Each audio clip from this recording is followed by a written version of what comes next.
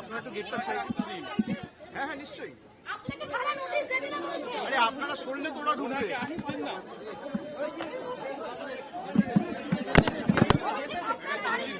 ওনাকে আসতে দিন, ওনাকে আসতে দিন। আপনি আসুন, সামনে আসুন।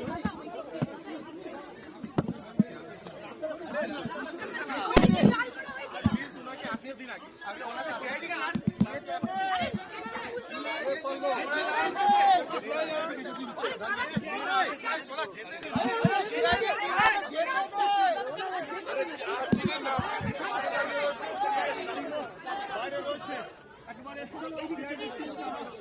দাঁড়িয়ে রয়েছে অভিষেক আপনার বাড়িতে সিআইডি বিধানসভায় সংবিধান সংক্রান্ত কেসে ওনাকে অভিষেক পুরসভাকে নোটিশ দিয়েছে।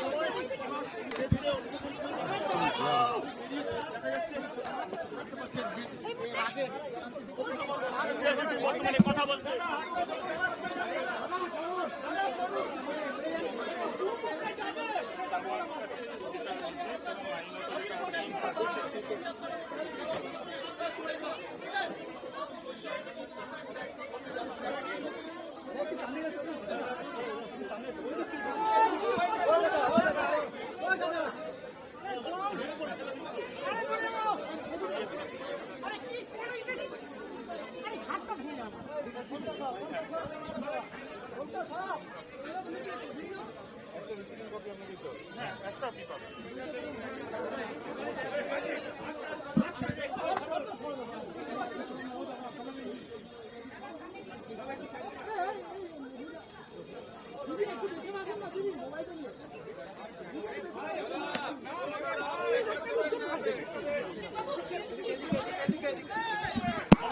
এদিকে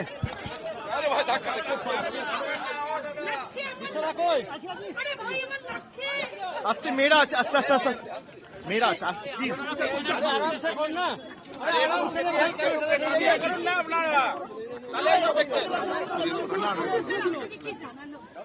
এক সেকেন্ড। ধাক্কাটা কি বন্ধু বলুন, আপনাদের কি প্রশ্ন আছে? না ওরা একটা নোটিশ দিতে এসছে, নোটিশ দিয়েছে, সেটা হ্যান্ড ডেলিভার করতে হতো বলে ওরা অন্য কারোর কাছে দেয়নি। এখন প্রথমত ওদের কাছে বোধহয় ভুল তথ্য ছিল, জানেন আমি কোথায় থাকি। তদন্তকারী সংস্থা একটা কেসে তদন্ত করছে, সেখানে আমি 7 বছর ধরে কোথায় থাকি সেই তথ্য তাদের কাছে নেই। তো যাই হোক, তাদেরও চাকরি করতে হয়, আমি কাউকে দোষ দেবো না। তারা একটা নোটিশ নিয়ে এসছে, আমি নোটিশটা রিসিভ করেছি এবং পরবর্তীকালে আমি নোটিশ পড়িনি এখনো, যেহেতু ওরা অনেকক্ষণ ধরে অপেক্ষা করছে, আমি রিসিভ করে ছেড়ে দিয়েছি। এবং তার যা উপযুক্ত ব্যবস্থা আমি আমার আইনজীবীর সাথে কথা বলবো, এবং আমাকে যদি কোথাও কোনো সহযোগিতায় দরকার পড়ে, যদি ডাকে আমি যাব। আপনাদের কোনো প্রশ্ন আছে?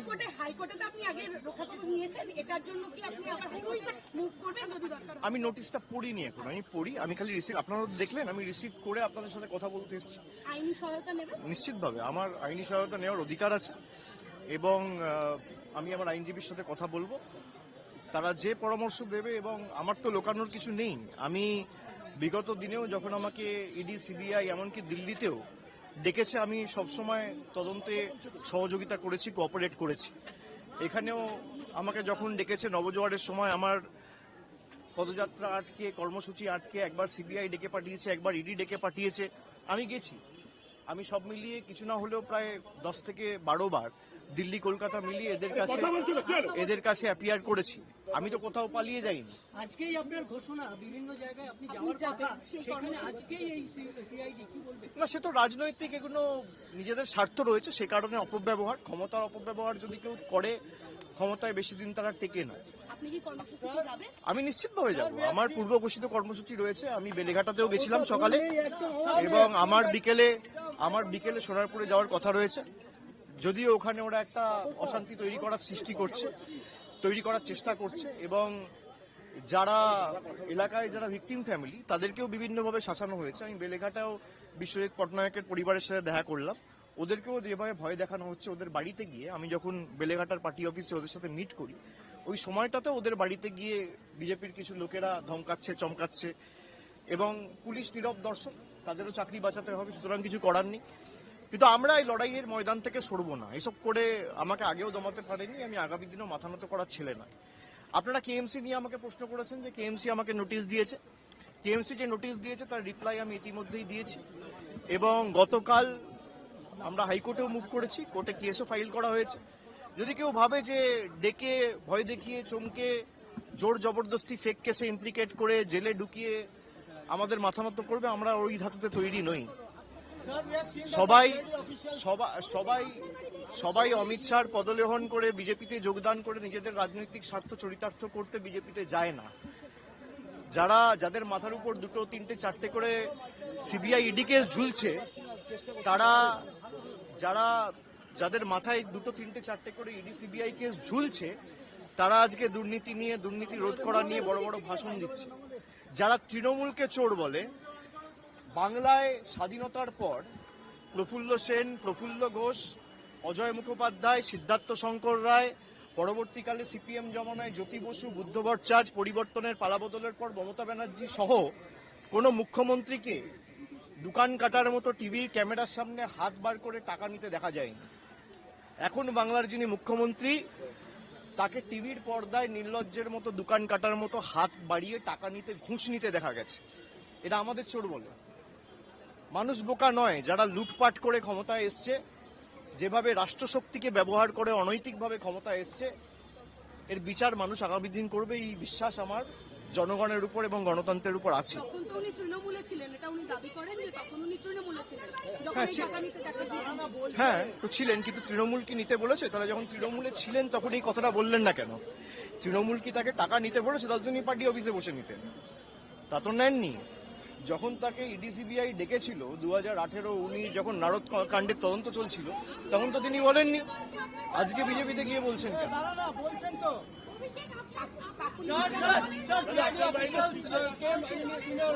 बता दिया ना भैया, क्या बात हुआ सर उनसे? कुछ नहीं। उनको एक नोटिस देना था, वो नोटिस मुझे खुद रिसीव करना था, इसलिए वेट कर रहे थे। वो दूसरा जगह गलती से चले गए थे, उनको पता नहीं है मैं कहाँ रहता हूँ। तो मैंने आप लोगों के द्वारा ये बोला कि किसी को अगर नोटिस देना है तो मैं यहाँ हूँ, वो आ जाए और नोटिस दे दे। सर क्या कहें? দেখুন, আমি নোটিশ পড়িনি, আপনাদের সামনে পুরোটাই ক্যামেরায় রেকর্ডেড। আমি নোটিশটা নিয়েছি, একটা রিসিভিং কপি সই করে ওদের দিয়েছি, একটা কপি আমার কাছে রাখা রয়েছে। আমি না পড়ে আপনাদের সাথে কথা বলছি। আমি পড়িনি। আমাকে যদি ডাকা থাকে, আমি আমার যে লয়ার রয়েছে বা আমার যে আইনজীবী রয়েছে তার সাথে কথা বলে আগামী পদক্ষেপ ঠিক করব। আমি বিগত দিনেও আমাকে যখন ইডি সিবিআই ডেকেছিল, আমি তো কোথাও পালিয়ে যাইনি। আমি তো ঘাট বাঁচাতে অন্য রাজনৈতিক দলের সাথে যাইনি। দিল্লির কাছে মাথা নত করার আগে আমাদের মৃত্যু ভালো। আমার বিরুদ্ধে এফআইআর হয়েছে কেন? আমি অমিত শাহর বিরুদ্ধে কথা বলেছি। অমিত শাহ যখন বলছে যে উল্টা করকে লটকা দেগা, তখন থানা এফআইআর নেয় না। যখন বিজেপির বিধায়করা বলে 6 ফুট গর্ত করে পুঁতে দেবো, তখন কোনো ব্যবস্থা নেওয়া যাবে না, তখন সব চুপ। যখন বিজেপির বিধায়করা বলে যে চামড়া গুটিয়ে দেবো, অমুক করে দেবো, তাই করে দেবো, রোগড়ে দেবো, এমুক করবো, তাই করবো, তখন কোনো ব্যবস্থা হয় না। আপনি থানায় যান, এফআইআর নেবে না। না, আমি রিপ্লাই আমার থেকে শুনুন। কেএমসি একটা নোটিশ দিয়েছে যে আপনার বাড়িতে ডিভিয়েশন আছে, এবং আমাকে যে নোটিশটা দিয়েছিল ওখানে লেখা রয়েছে enclosed, please find the brief with regard to the deviation and other details. কিন্তু কোন রকম কোনো ব্রিফ বা কোনো ডিটেলস আমাকে জমা দেওয়া হয়নি। এবার যখন তারা নোটিশটা সার্ভ করতে এসেছিল, আমার কাছে পুরো সিসিটিভি ফুটেজ রয়েছে যে তারা কোনো ডিভিয়েশন বা ব্রিফ ছাড়া খালি নোটিশটা লাগিয়ে চলে গেছে। আমি তার রিপ্লাই দিয়েছি, এবং আইনত আমি টেক আপ করে গতকাল হাইকোর্টে মামলা ফাইল করেছি। মামলা বিচারাধীন, কোর্টে বিচারা। सर आपके खिलाफ एफआईआर भी किया गया है अमित शाह के ऊपर बोलने के भाई करने दो, जो करना है करे, जो करना है करे। अगर बीजेपी को लगता है, भाई आप ये पहले समझ लो कि पहले ईडी सीबीआई थे, अब बंगाल पुलिस और कोलकाता पुलिस आ गया, साथ में केएमसी आ गया। पहले 2-3 इन्वेस्टिगेटिंग एजेंसीज थे, अभी 5 है। उनको लगता है कि भाई 5-6 एजेंसीज को लगाऊंगा और इसको कैसे भी भाई गुमराह करके सर झुकवाऊंगा। मैं वैसा आदमी नहीं हूं। आप गला भी काट देंगे, आप कुछ भी कर लो, आपको 10 बार सोचना पड़ेगा, आपको 7 बार जन्म लेना पड़ेगा मुझे झुकाने के लिए। हम लोग तो गद्दार नहीं है हम लोग আরে ক্ষমতা থাকলে গ্রেফতার করে নিয়ে যাক আপনি কি ভাবেন আমাদের सर আমি আইনত লড়বো আপনি ফলস কেসে ইমপ্লিকেট করে আমাকে গ্রেফতার করবেন আপনি গ্রেফতার করে নিয়ে যান সিআইডি আপনার ইডি আপনার সিবিআই আপনার কলকাতা পুলিশ আপনার ওয়েস্ট বেঙ্গল পুলিশ আপনার নিয়ে যান আমি তো পালিয়ে যাচ্ছি না।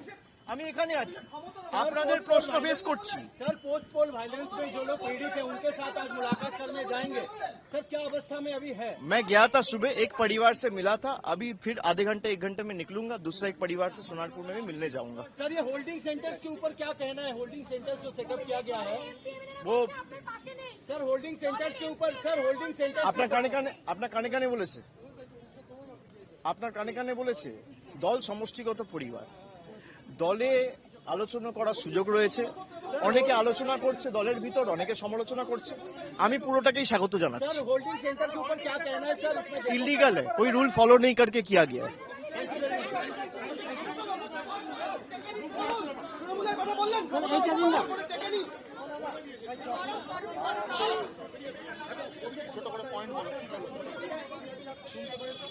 এ ভাই তোর প্রশ্ন আমাদের অফিসে যায় না একটু আসতে বল অভিষেক বন্দ্যোপাধ্যায় তিনি ভেতরে ঢুকে গেলেন একের পর এক প্রশ্ন করা হয়েছে তাকে তিনি প্রশ্নের উত্তর দিয়েছেন